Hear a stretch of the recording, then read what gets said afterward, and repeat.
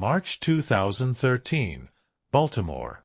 60 federal agents in riot gear surround a detention center, not to stop a prison break, but to take it back. Inside, one man sits calmly in his cell, unaware his empire is minutes from collapse.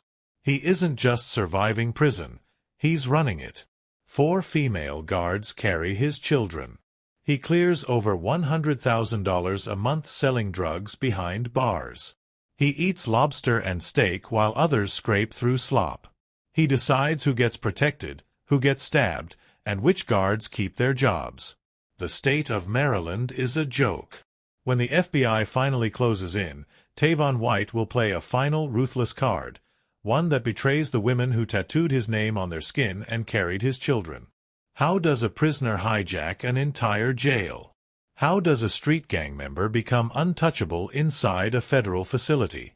Before we go further, make sure to subscribe. You won't want to miss the story of the man who turned a prison into his kingdom. Baltimore City Detention Center, 2009. Built in 1859, this jail has spent 150 years decaying into something between a medieval dungeon and a condemned warehouse.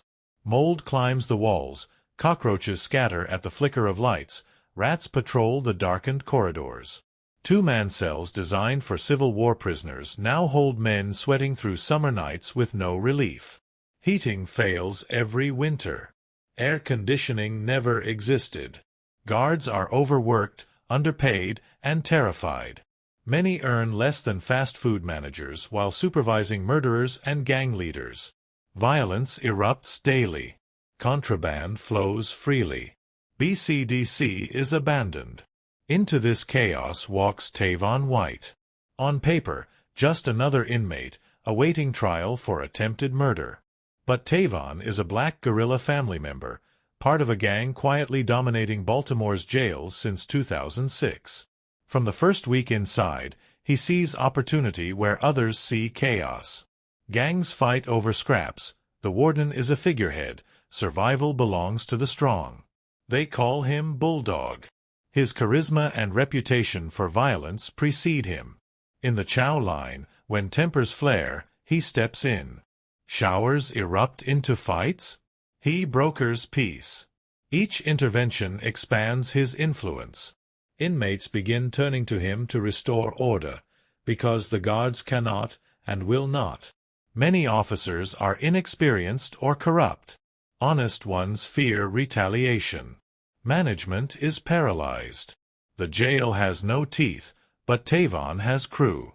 He quietly assembles a loyal squad of BGF lieutenants. If the warden fails, Tavon enforces his law. Within months, the inmates understand, a stabbing, a fight, any move of power, must be cleared by Bulldog. He is the warden from the inside. In a wiretapped call, he explains coldly, "Before anyone tried to hurt somebody, they had to run it through me. Before any attack could happen, it had to get my approval. Everything ran through me." And he means it. By 2012, Tavon is the uncontested king of BCDC. Violence drops. Nobody dares cross him. But fear is just the start. Tavon provides what the jail cannot: protection, stability, justice. He becomes the shadow authority the institution abandoned. Controlling violence is one thing. Dominating the jail's economy is another. Contraband has always circulated: drugs, cell phones, tobacco, but it's petty. Tavon envisions a black market empire inside the walls, controlled, structured, unstoppable. He starts small. Cigarettes, pills, smuggled through corrupt guards. He studies demand. Over 2,000 inmates, half addicts, stuck inside 24/7. Boredom and withdrawal create an insatiable market. On the street, competition is fierce. Inside, he holds a monopoly. The black guerrilla family builds a network like a black market Amazon. Cell phones, prescription pills, tobacco, marijuana, even home-cooked meals, all delivered for a price. One inmate later says, "It's like a mini-city in there." Moving goods requires exploiting the weakest links, the guards. Friendly officers become couriers, hiding contraband in uniforms, hair, even body cavities. Some man security posts, waving smugglers through. Garbage bags of drugs arrive like clockwork. Tavon's profits soar. Even in a slow month, he clears nearly $16,000, more than many officers make in a year. With money flowing, Tavon stops acting like a prisoner and starts acting like a CEO. Prepaid cards launder cash. Families outside wire money. It flows to lieutenants and suppliers. Tavon controls everything. With wealth comes influence. Guards receive cash, gifts, even luxury cars. Loyalty becomes currency. BCDC is no longer a jail, it is Tavon White's empire.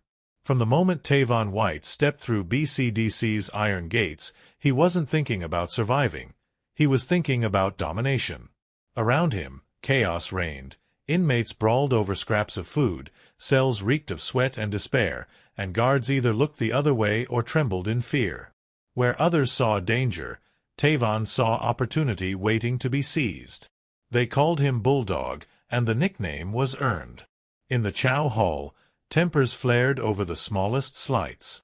A shove, a curse, violence ready to erupt.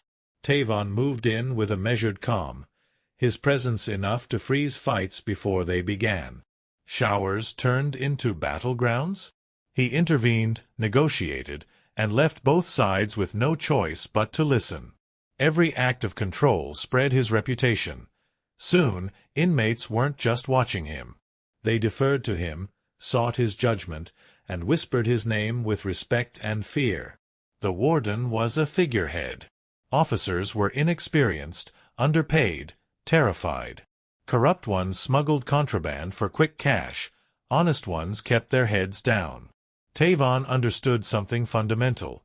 Authority was only as strong as those who enforce it, and he could exploit every weakness.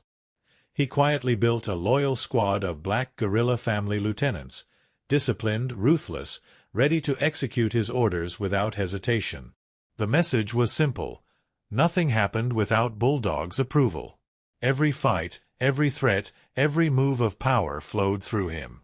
In one intercepted call, Tavon said flatly, before anyone tried to hurt somebody, they had to run it through me. Before any attack could happen, it had to get my approval. Everything ran through me. And he meant it. Fear and reliance became his currency. Violence began to drop, but not because the jail was safer. It was because Tavon controlled it. Inmates who aligned with him found protection and opportunity. Those who opposed him faced swift consequences. By the end of his first year, Tavon wasn't whispering in corners anymore. He was running the prison from behind bars, a shadow authority the guards couldn't challenge. And somewhere inside this chaos, he realized, survival wasn't enough. He wanted the prison itself, every cell, every corridor, every secret, under his command. Once Tavon had established authority over the inmates, he realized power without profit was fragile. Violence could keep people in line, but wealth created loyalty that fear alone could never buy. Contraband had always flowed through BCDC, drugs, tobacco, cell phones, but it was chaotic, inconsistent, and scattered. Tavon envisioned something bigger, a black market empire inside the prison walls, structured, disciplined, unstoppable. He started small, testing the waters. A few cigarettes slipped in through the guards he had already observed, some careless, some hungry for extra cash. A few pills tucked into hair, uniforms, even body cavities. Every transaction was studied, every reaction logged. Tavon was learning his market, measuring demand among over 2,000 inmates, many of them addicts trapped with withdrawal gnawing at them. Boredom, desperation, and isolation created the perfect storm for his plan. Unlike the streets, Tavon faced no competition. The gangs outside fought for scraps, but inside the jail, he held a monopoly enforced by fear and loyalty. His lieutenants, disciplined, ruthless, and invisible to the warden, ensured that every deal ran smoothly. The black guerrilla family created a network that functioned like a mini Amazon for prisoners. cell phones, prescription pills, marijuana, tobacco, even home-cooked meals delivered from the outside. One inmate later said, "It's like a mini-city in there. Anything you want, they bring it to you." Moving goods into the facility required exploiting the weakest links, the guards. Officers became unwitting couriers, hiding packages in uniform seams, hair, or even body cavities. Some were complicit, some seduced, some bribed. Occasionally, a guard manned a checkpoint and simply waved the mule through. Garbage bags filled with contraband arrived like clockwork, and Tavon's profits surged. Even a slow month brought in nearly $16,000, more than many correctional officers made in a year. With money came freedom and influence. Prepaid cards became the backbone of his internal economy. Families wired cash using encrypted codes, payments funneled to lieutenants and suppliers, all beyond prying eyes. Tavon was no longer a prisoner. He was a CEO, running a multimillion-dollar operation from behind bars. And just as importantly, loyalty became currency. Guards and inmates who aligned with him received cash, gifts, and even luxury items.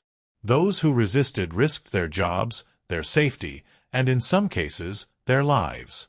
Tavon's empire wasn't just about money, it was about control, dependency, and absolute obedience. By 2011, Tavon White's control had moved beyond mere survival or street-level dominance. Inside BCDC, he was no longer just an inmate.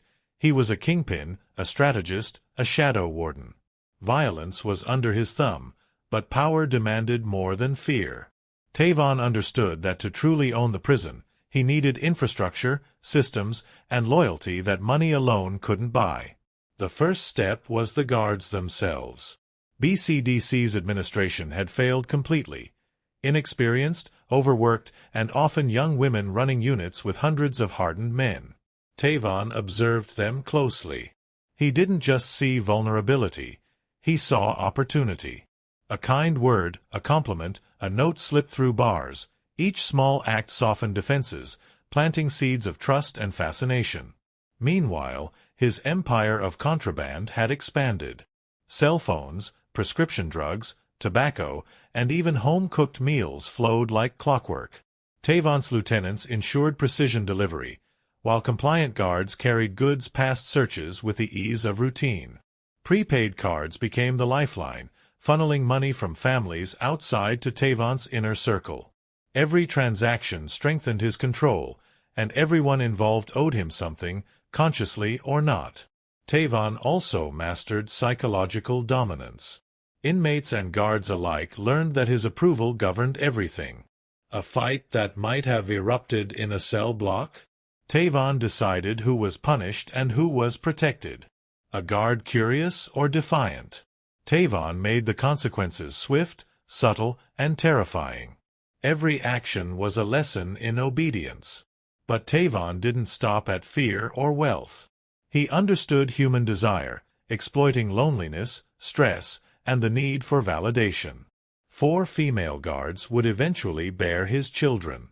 Loyalty intertwined with obsession, and Tavon's influence extended into the most private corners of their lives.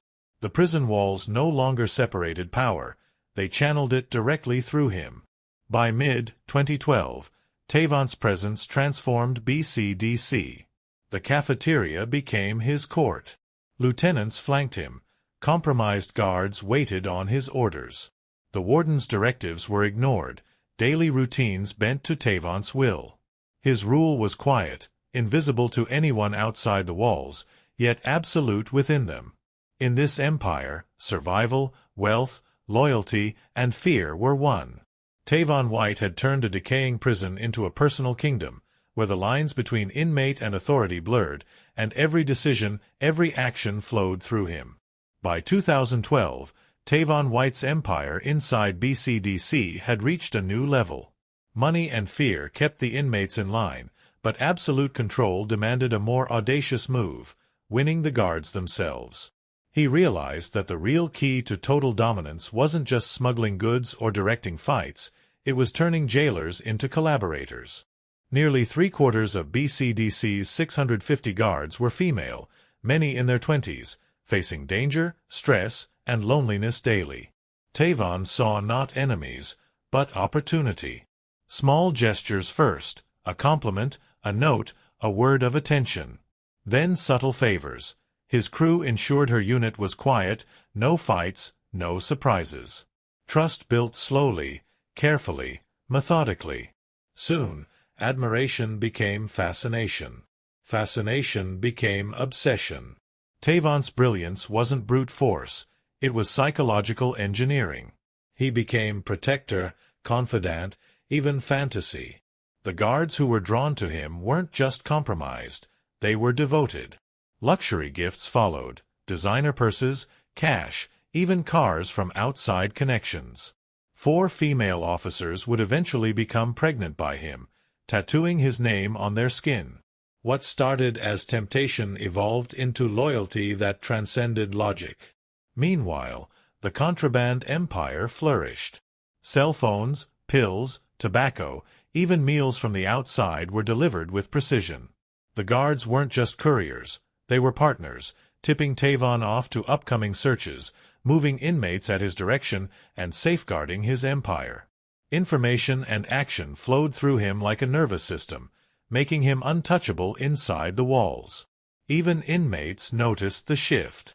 Guards who once had authority now answered to Tavon. Orders that bypassed official channels became law. Requests for protection, contraband, or transfers all ran through him. His court extended to every corner of the jail. Fear and loyalty combined to create a hierarchy where Tavon was the apex, and the line between captor and captive disappeared. In private quarters, Tavon lived like a king. Champagne, lobster, designer sneakers, the basics of prison life no longer applied.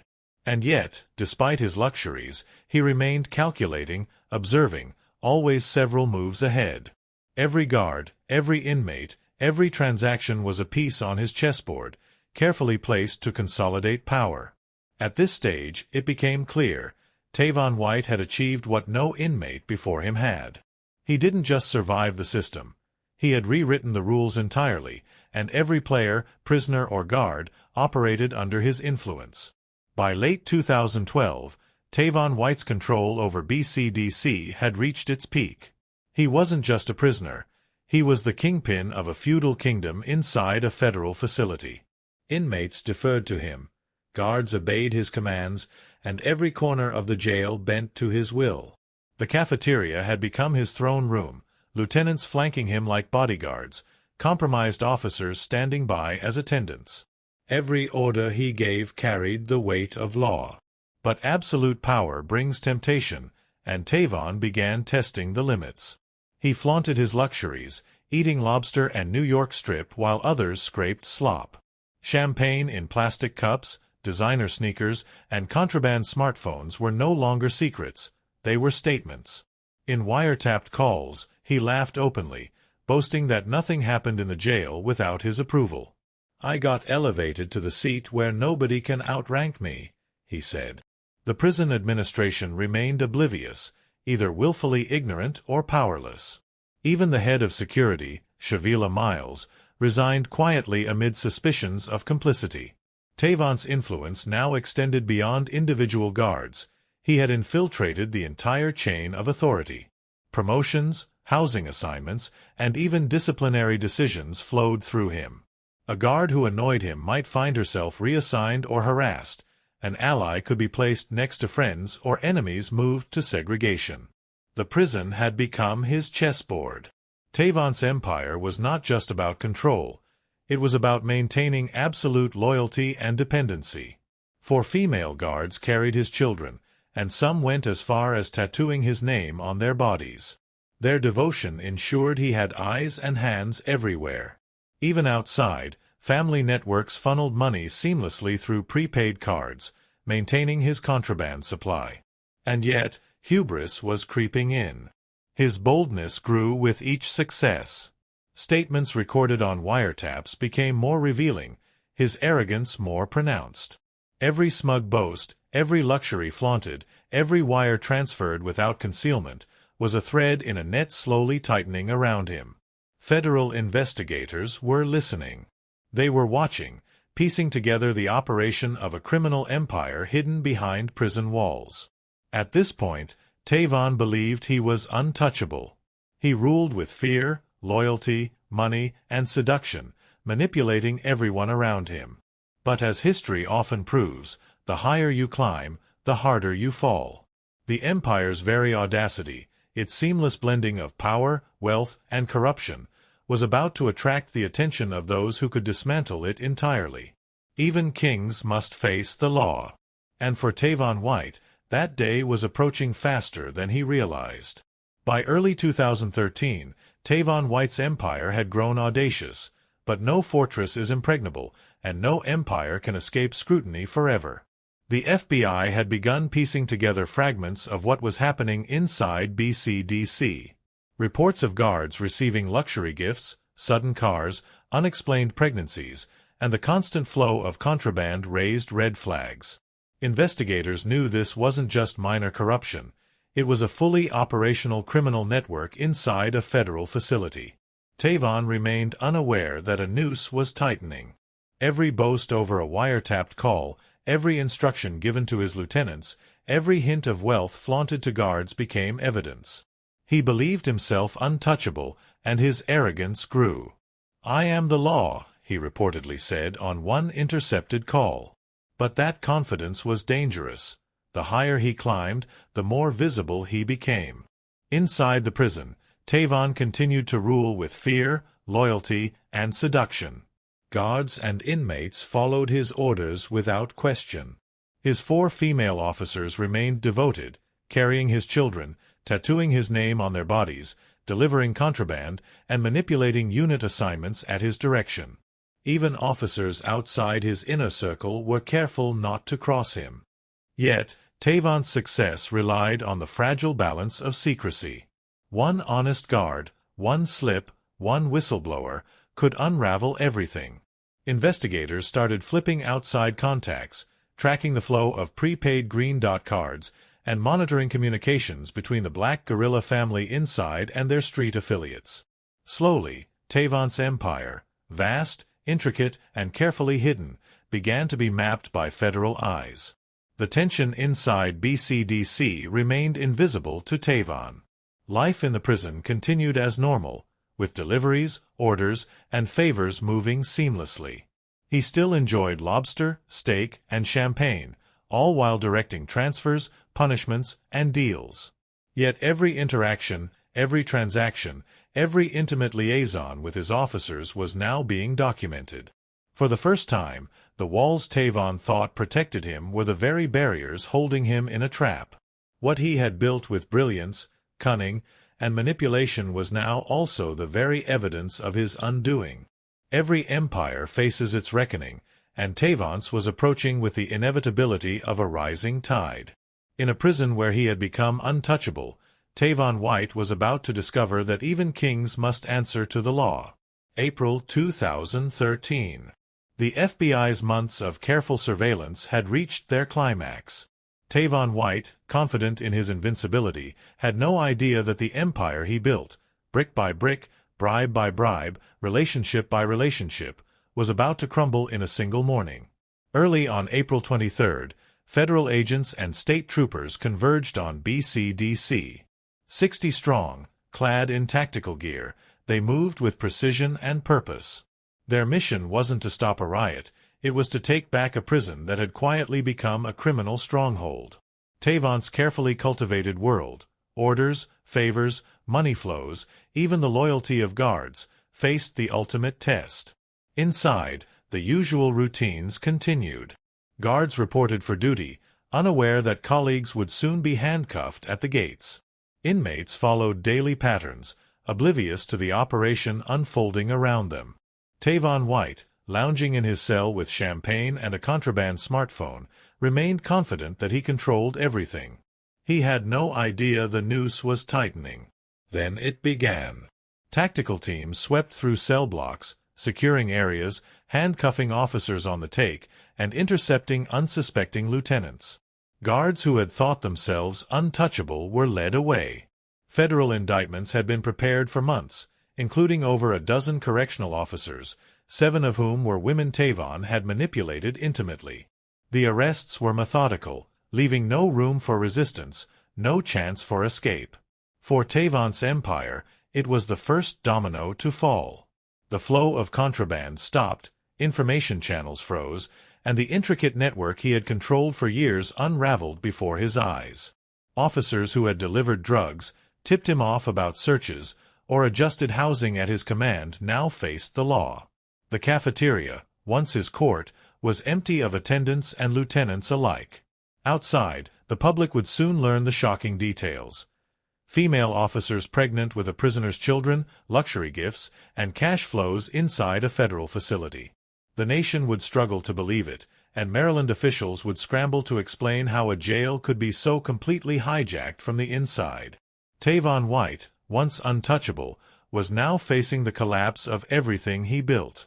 The kingpin of BCDC, feared, revered, and adored, would soon discover that even the most carefully orchestrated empires have cracks. And while the agents executed their mission, one question lingered: what would Tavon do when cornered by the very law he once ignored? With the FBI's raid complete, Tavon White's world inside BCDC had collapsed in an instant. Officers he trusted, some carrying his children, cuffed and led away. Lieutenants and allies detained. The empire he built with fear, money, and seduction had been stripped bare. Yet Tavon's story wasn't finished. In fact, the most shocking chapter was about to unfold. 4 years, Tavon had ruled with audacity, commanding obedience from inmates and guards alike. He had convinced women to betray their profession, bribed and threatened, controlled every contraband flow, and even played the role of protector and judge inside the prison walls. Now, with federal indictments piling up, he faced the ultimate choice: stand by his network or save himself. The courtroom became a stage for Tavon's final, ruthless maneuver. The kingpin of BCDC chose to flip, cooperating fully with prosecutors.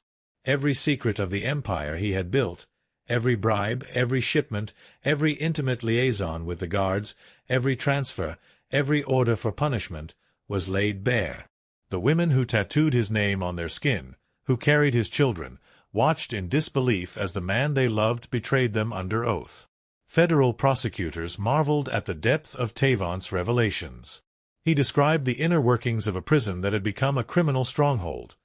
The smuggling networks, the flow of green dot cards, the manipulation of housing and personnel, and the delivery of contraband through body cavities and inside guards' uniforms.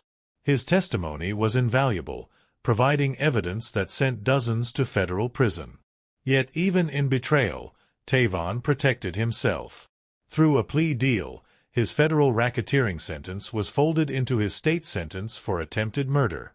In essence, the man who ran a jail like a king would serve no additional time for orchestrating one of the most audacious prison takeovers in U.S. history. For the first time, the power he once wielded became his undoing. 30 officers, inmates, and associates faced justice. The public learned the full extent of the scandal. BCDC had been a state within a state, and Tavon White had been its unchallenged ruler. And yet, even as his empire fell, his story captivated the nation. How had one man manipulated fear, loyalty, desire, and corruption to turn a prison into his kingdom? The answer lay not just in cunning, but in audacity, and a willingness to betray even those who loved him most. The aftermath of the raid hit Baltimore like a thunderclap. BCDC, once a symbol of control and order, at least in Tavon White's mind, now lay exposed as a criminal enterprise masquerading as a prison. Federal indictments had toppled the empire, and the courtroom became a theater of revelations that stunned the city. 25 people were formally charged. 13 correctional officers, 7 of whom were women Tavon had manipulated intimately, faced the full weight of the law. Lieutenants, couriers, and outside associates were indicted, their fates sealed by Tavon's testimony. The public struggled to comprehend the audacity. Female guards tattooed with the name of a prisoner, delivering luxury goods and contraband, while the warden's directives were ignored. Baltimore's officials scrambled to respond. The Secretary of Public Safety resigned in disgrace. Congressional representatives called the scandal mind-blowing. Public trust in the prison system crumbled. For decades, BCDC had been neglected and corrupt, but now the evidence was unquestionable and humiliating. Inside the courthouse, Tavon White remained calm, almost clinical. Every detail of his empire, every act of bribery, manipulation, and control was revealed. The women who had once adored him, who carried his children, watched as the man they believed untouchable turned state's witness.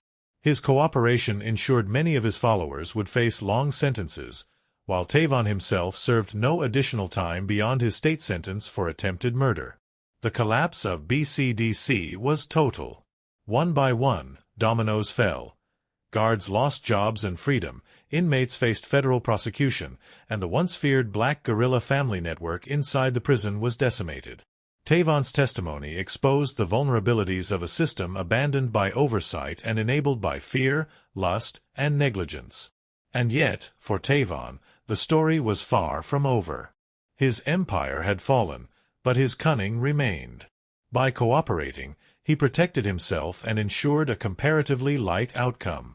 He had mastered the art of power and, in the end, leveraged it to survive while others paid the price. Even as the nation absorbed the shock, questions lingered. How could a single prisoner manipulate an entire institution, bend the law, and turn those tasked with enforcing it into willing servants? And, more chillingly, what does this reveal about the fragile boundaries between authority, loyalty, and corruption? By the time the dust settled, Tavon White had cemented his infamy. He had conquered a prison, betrayed those who loved him, and emerged relatively unscathed, a king who lost his kingdom, yet survived its collapse. By 2015, the aftermath of Tavon White's empire had reshaped Baltimore City Detention Center forever. The Civil War-era jail, a symbol of neglect and decay, was permanently shut down. Sweeping reforms were promised: better training, higher pay, stricter searches, and lie detector tests. The political equivalent of closing the barn door after the horse had run. For Tavon White, the story ended differently. The man who had turned a prison into his kingdom faced a 12-year federal racketeering sentence, served concurrently with the 20-year state sentence he already carried for attempted murder. In practical terms, he served no extra time for orchestrating one of the most audacious prison takeovers in U.S. history. The kingpin had survived the collapse of everything he built. The women who loved him, carried his children, tattooed his name on their bodies, and broke every rule for him, were not so lucky. Many were sentenced to years behind bars. One by one, dominoes fell, their loyalty crushed by the man who once ruled them. Tavon White had betrayed even those closest to him, proving that in the world he controlled, loyalty was optional, survival was mandatory. Yet the story left the public captivated, horrified, and questioning the limits of power. How could a single inmate manipulate fear, desire, and corruption to bend a federal facility to his will? How could guards, trained to enforce the law, become complicit, even intimate partners in his empire? Tavon White's tale is a case study in audacity, manipulation, and the fragility of authority. It also serves as a warning. Even the strongest walls mean nothing if the people inside, inmates and guards alike, decide to play by different rules. A prison, no matter how fortified, is only as secure as those charged to uphold it. Tavon White exploited every weakness, turning oversight into opportunity, desire into leverage, and chaos into profit. And perhaps that is the most chilling part. The man who once declared, "I am the law," emerged from his empire's collapse with less punishment than many he betrayed. His story fades from headlines, but the lessons remain. If you found this story gripping, don't forget to subscribe and hit the bell. We cover the hidden power struggles you won't read in textbooks. The tale of Tavon White is a stark reminder that power, even behind bars, can corrupt, seduce, and survive.